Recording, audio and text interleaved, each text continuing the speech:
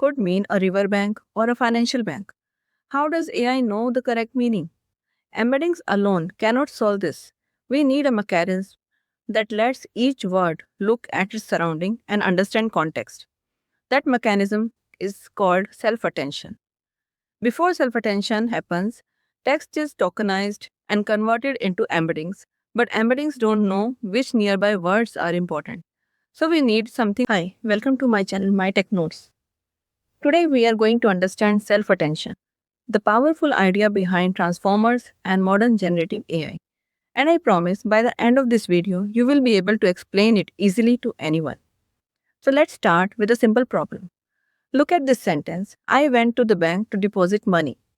The word bank could mean a river bank or a financial bank. How does AI know the correct meaning? Embeddings alone cannot solve this. We need a mechanism that lets each word look at its surrounding and understand context. That mechanism is called self-attention.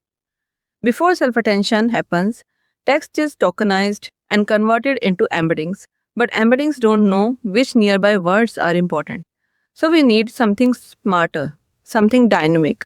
Self-attention allows every word in a sentence to look at every other word in the sentence. Which words matter most for understanding its meaning?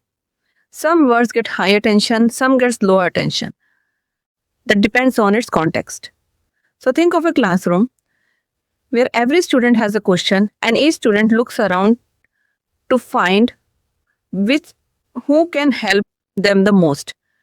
A student with more relevant knowledge gets more attention, while a student who doesn't know the answer will get less attention for sure. Same things happen in the case of words in a sentence. To make this work, every word is transformed into three vectors: query, key, value. Where query is what this word is looking for, key shows what information this word has, value what kind of information this word can share. So these three vectors help words decide how much they should listen to each other. So here I can give you one good example of QKV example. So let's make it extremely simple. So take this sentence: the cat sat on the mat. Focus on the word cat. The query of cat asks every other word like sat, on, the, mat, how helpful these words can be for this word of cat. Every word responds with its key. If the query of cat matches well with the query of key of sat, the model gives it a high score. While if it doesn't match with on, mat, so it will get low score. That's what we call attention score. So we get something like this: cat to cat has high attention, cat to sat has high attention, cat to mat has medium attention, while cat on, cat the are very low side. And based on these high and medium and low attention, they will get scores also. Next, each word contributes its value vector. The model multiplies every value by its attention score and adds them up.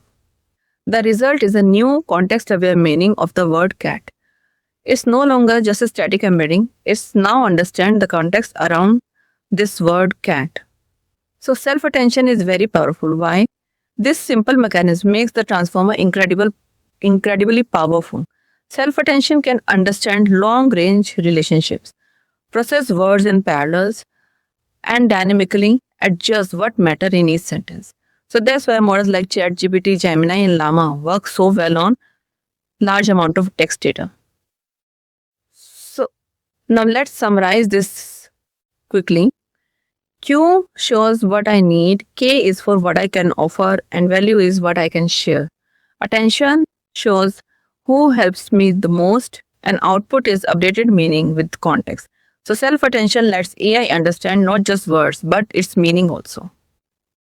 In my next video, I will tell you about multi-head attention, how multiple attention runs in parallel and combined to understand deeper relationships, and how is it different from self-attention. So make sure you subscribe to my channel if you are following this Gen AI mini series. Thank you.